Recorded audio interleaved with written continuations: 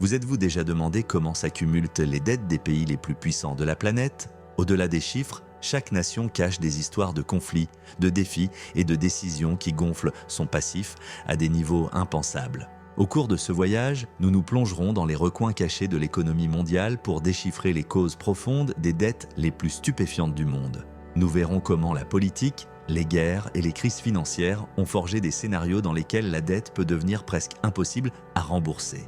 De plus, au milieu de la vidéo, je révélerai le pays le moins endetté du monde. Cela dit, commençons. Pays 10, Espagne. Notre voyage commence en Espagne, un pays célébré pour sa riche histoire, sa cuisine exquise et ses festivités vibrantes qui attirent des millions de touristes chaque année. La péninsule ibérique a été le carrefour de civilisations au fil des siècles, forgeant une identité culturelle unique qui combine les influences arabes, romaines et wisigothiques. Cependant, derrière ces monuments emblématiques et sa passion pour le flamenco, l'Espagne abrite une dette publique qui s'est creusée au fil du temps et représente aujourd'hui un défi économique de taille. L'origine de cette dette est multiple. L'un des épisodes les plus marquants s'est produit en 2008 lorsque la bulle immobilière a éclaté. Pendant des années, l'économie espagnole s'est appuyée de manière presque excessive sur la construction et le tourisme, des secteurs qui, bien que générant un volume élevé d'emplois, n'avaient pas la force nécessaire pour résister aux assauts d'une crise financière mondiale. Avec la contraction du crédit et la chute de la demande de logement, des milliers de projets sont tombés à l'eau et le chômage a grimpé en flèche, ce qui a eu un impact considérable sur les recettes de l'État. Le gouvernement, qui avait besoin de ressources pour amortir les effets de la récession, a augmenté ses emprunts pour soutenir les dépenses publiques et maintenir les services de base. Cette situation, associée à des taux de chômage élevés et à une base fiscale qui se rétrécit, a porté la dette souveraine à des niveaux jamais atteints à l'époque contemporaine. Alors que la Banque centrale européenne proposait des mesures d'assouplissement, le ratio dette-PIB est devenu un indicateur qui a suscité la méfiance des investisseurs, augmentant le coût de l'emprunt et créant un cercle vicieux difficile à briser. Outre la crise immobilière, l'Espagne a été confrontée à des tensions politiques qui ont influencé ses perspectives économiques. Les discussions sur l'indépendance de la Catalogne et d'autres régions ont mobilisé l'attention des gouvernements successifs, générant des incertitudes quant à la stabilité institutionnelle du pays. Cette situation suscite non seulement la méfiance des marchés, mais entraîne également des coûts limites supplémentaires en termes de sécurité, de négociation et de structure administrative. Au fil des ans, l'Espagne a réussi à mettre en œuvre des réformes fiscales et de l'emploi visant à relancer l'emploi et à améliorer la compétitivité. Toutefois, la réduction de la dette se poursuit à un rythme plus lent que souhaité. La politique monétaire de la zone euro joue un rôle important car les faibles taux d'intérêt peuvent permettre de refinancer la dette à des coûts plus abordables. Mais dans le même temps, des défis structurels demeurent, tels que le taux élevé de chômage des jeunes et la nécessité de diversifier davantage l'économie. Pays 9, Australie.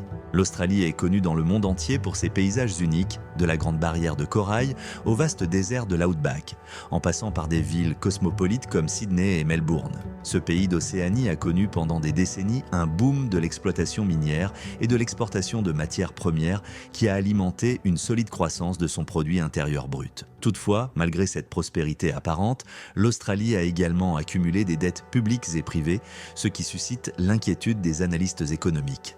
La dépendance à l'égard des exportations de minéraux et de ressources énergétiques a fait de l'Australie un fournisseur majeur de la Chine et d'autres pays en voie d'industrialisation rapide.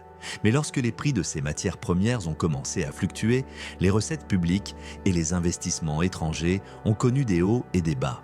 Pour maintenir le niveau de vie et les investissements dans les infrastructures, le gouvernement australien a jugé nécessaire d'émettre plus fréquemment de la dette. Les dépenses consacrées aux programmes sociaux, à l'éducation et à la santé ont augmenté de manière significative, reflétant la volonté de maintenir un taux de bien-être élevé.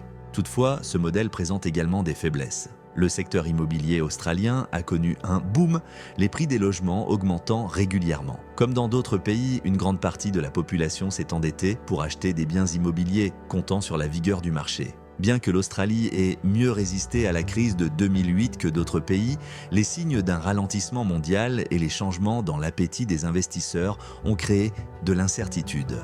L'endettement des ménages est devenu l'un des plus élevés des pays développés, ce qui constitue une autre source de stress.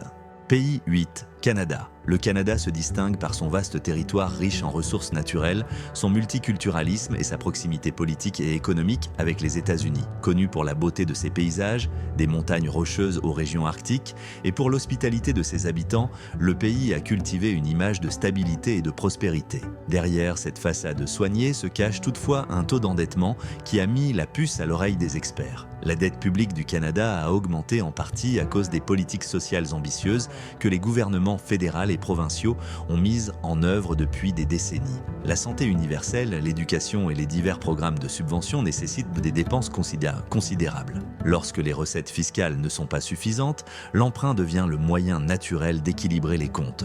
En outre, les provinces sont autonomes dans la gestion de leur budget, ce qui peut entraîner des différences significatives dans les niveaux d'endettement entre les territoires. La crise financière de 2008 a touché le Canada moins durement que ses voisins du Sud, mais ses effets se sont fait sentir. Le secteur bancaire canadien, bien que réglementé et résistant, a été confronté à des tensions qui ont été atténuées par l'intervention des pouvoirs publics. Dans le même temps, le marché de l'immobilier dans des villes comme Toronto et Vancouver a connu une montée en flèche des prix sous l'effet de la demande intérieure et des investissements étrangers. En conséquence, l'endettement des ménages canadiens a grimpé en flèche, exposant de nombreuses familles à une hausse brutale des taux d'intérêt. Sur le plan politique, la dette est devenue un thème récurrent des campagnes électorales. Certains partis prônent une augmentation des dépenses publiques pour les services afin de maintenir le niveau de vie, tandis que d'autres insistent sur la réduction du déficit et de la dette, craignant que l'économie ne devienne trop fragile face aux fluctuations mondiales. Le Canada se trouve également dans une situation géopolitique complexe. Sa dépendance à l'égard du marché américain pour l'exportation de biens et de services signifie que tout changement dans les politiques commerciales de son voisin aura un impact direct sur sa capacité à collecter des impôts et à équilibrer ses comptes budgétaires. Pays 7.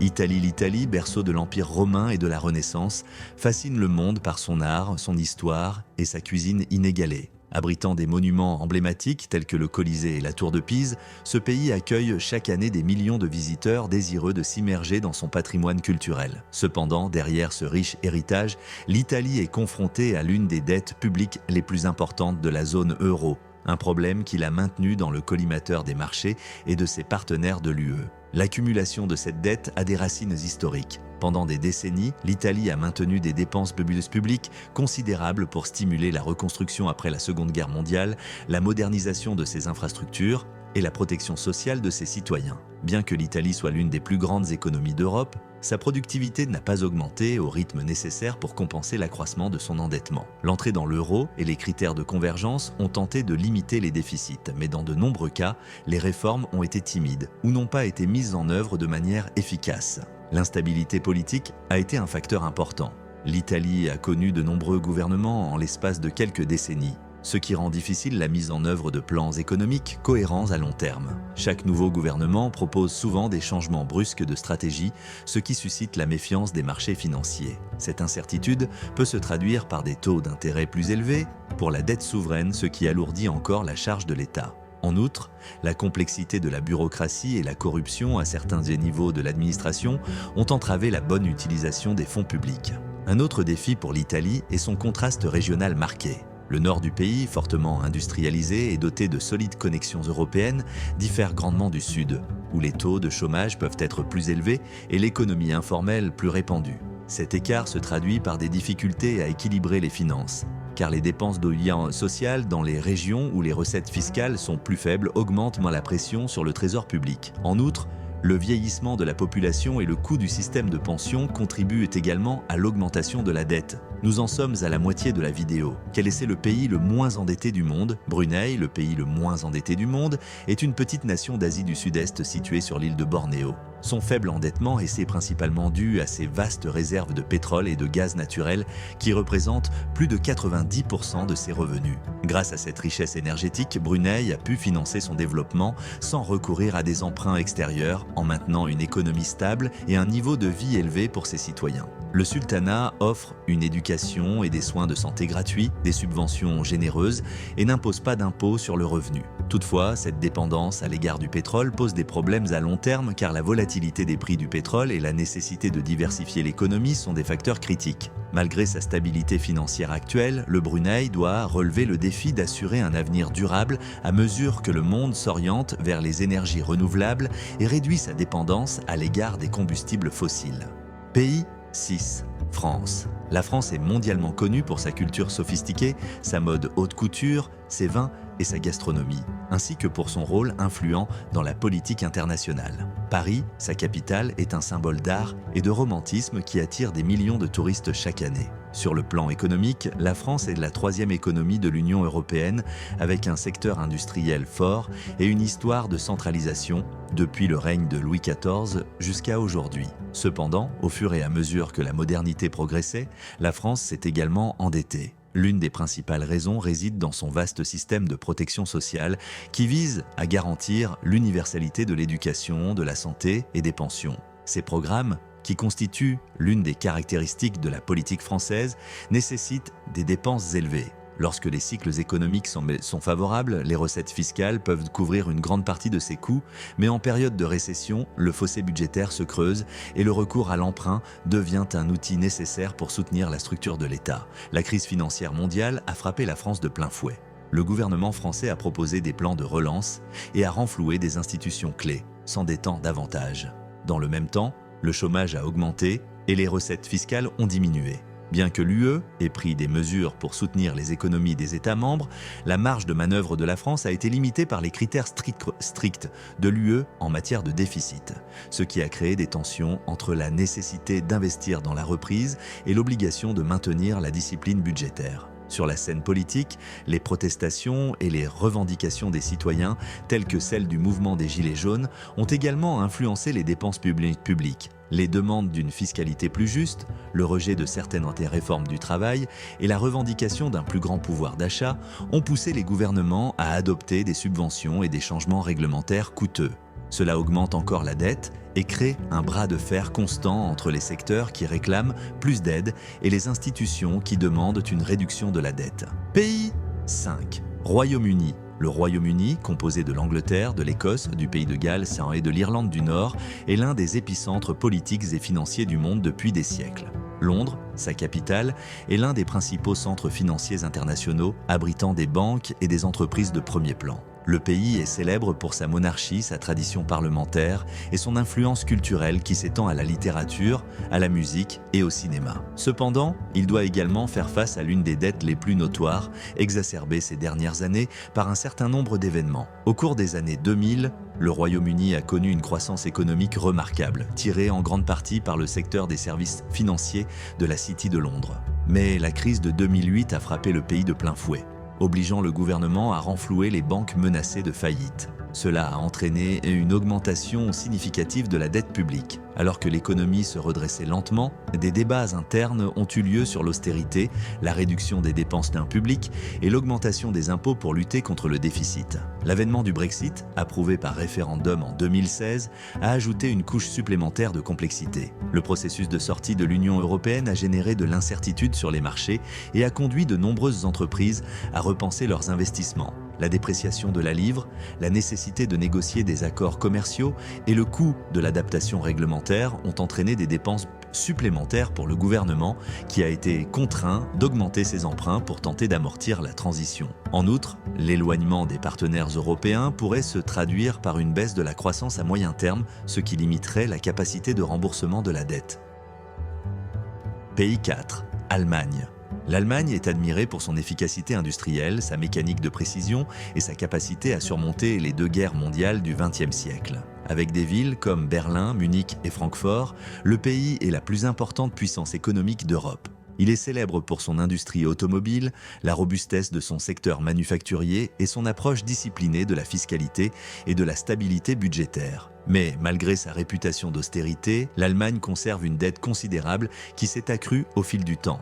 La réunification de l'Allemagne en 1990 a impliqué un investissement considérable dans l'intégration des régions orientales qui ont vécu pendant des décennies sous un système économique socialiste. Les efforts de modernisation des infrastructures, des entreprises et des services sociaux ont nécessité des emprunts massifs qui ont augmenté la dette publique. Si, au fil des ans, le fossé entre l'Est et l'Ouest s'est réduit, des différences subsistent et le fardeau financier de la réunification continue de se refléter dans les bilans des gouvernements. Par la suite, la crise de l'euro et les sauvetages d'États membres en difficulté financière, comme la Grèce, ont également pesé sur les caisses de l'Allemagne. Bien que l'Allemagne ait insisté sur les politiques d'austérité et la discipline budgétaire dans la zone euro, une partie du fardeau des fonds de sauvetage a pesé sur son propre budget. Cette charge s'est ajoutée aux dépenses liées aux politiques sociales et aux demandes croissantes en matière d'infrastructures. En outre, l'arrivée d'un grand nombre de réfugiés à partir de 2015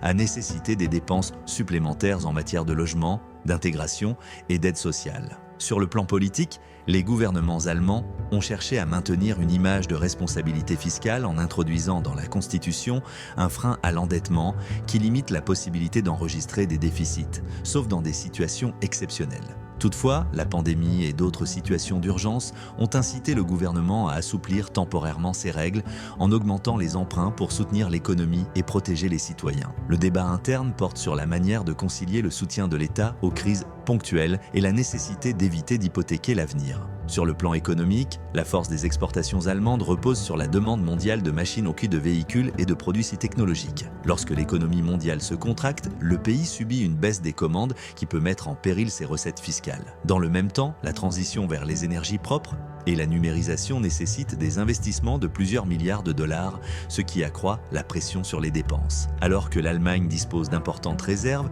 et d'un tissu industriel solide, le défi consiste à gérer efficacement ses dépenses sans augmenter la dette. Le Japon est synonyme d'innovation technologique, de traditions ancestrales et d'une culture unique qui allie l'ancien et le moderne. Des villes comme Tokyo, Osaka et Kyoto présentent un contraste captivant entre temples historiques et gratte-ciel ultramodernes. Cet archipel du Pacifique est considéré depuis des décennies comme une puissance économique, abritant des géants de l'électronique, de l'automobile et de la robotique. Cependant, il est aussi l'un des pays dont la dette publique est la plus élevée au monde, un phénomène qui suscite un débat permanent dans le pays et à l'étranger. L'origine de cette dette remonte aux années 1990, lorsque la bulle immobilière et boursière a éclaté. La décennie dite perdue a vu l'économie japonaise stagner, avec une croissance minimale et une déflation persistante.